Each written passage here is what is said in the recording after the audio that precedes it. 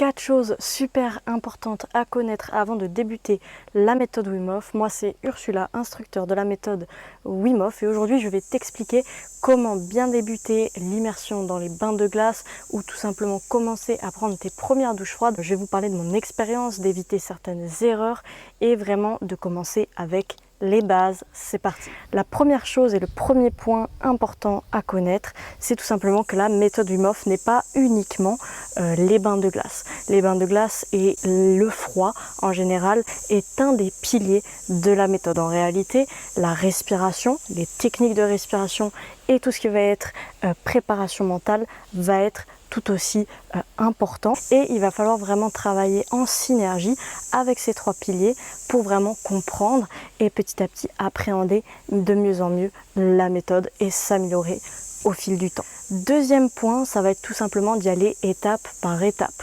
Ne brûlez pas les étapes surtout et n'y allez pas trop vite, soyez à l'écoute. Et vous pouvez totalement commencer en prenant par exemple des douches froides ou en sortant chez vous dehors quand il fait un petit peu frais.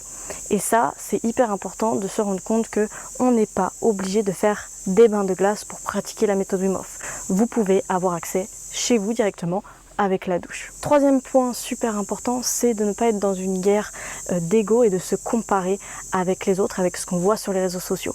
On voit énormément d'exploits autour du froid, des bains de glace, etc. etc. Mais nous, l'idée, c'est de ne pas se comparer. Justement, chacun a une expérience différente, chacun a un vécu différent, et on va, en fonction des jours, tout va dépendre de notre humeur, de notre vécu, de nos capacités du moment. Donc ne soyez pas dans la comparaison, et ça, c'est un des autres piliers de la méthode. D'ailleurs, c'est vraiment d'être à l'écoute de son corps.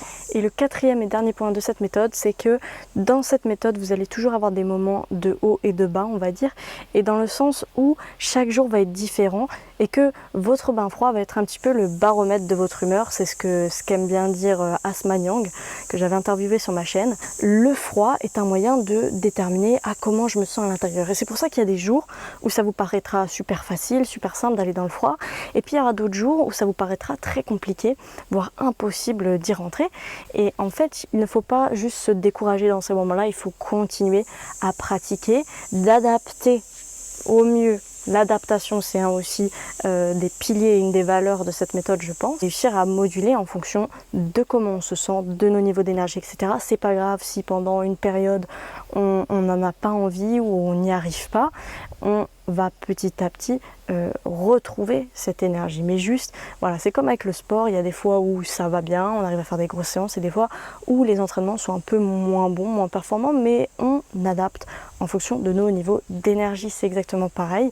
Donc continuez toujours à pratiquer et peut-être même à vous concentrer sur un autre des piliers. Si le froid en ce moment c'est compliqué, concentrez-vous sur les exercices de respiration. Il n'y a pas d'excuse à avoir, on peut continuer à pratiquer cette méthode de différentes manières et l'adapter à soi. Voilà pour cette vidéo, j'espère qu'elle vous aura plu et qu'elle vous aura un petit peu éclairé. En tout cas, n'hésitez pas à me poser toutes vos questions en commentaire. Je vous fais plein de gros bisous et je vous dis à très bientôt sur Union Body and Mind.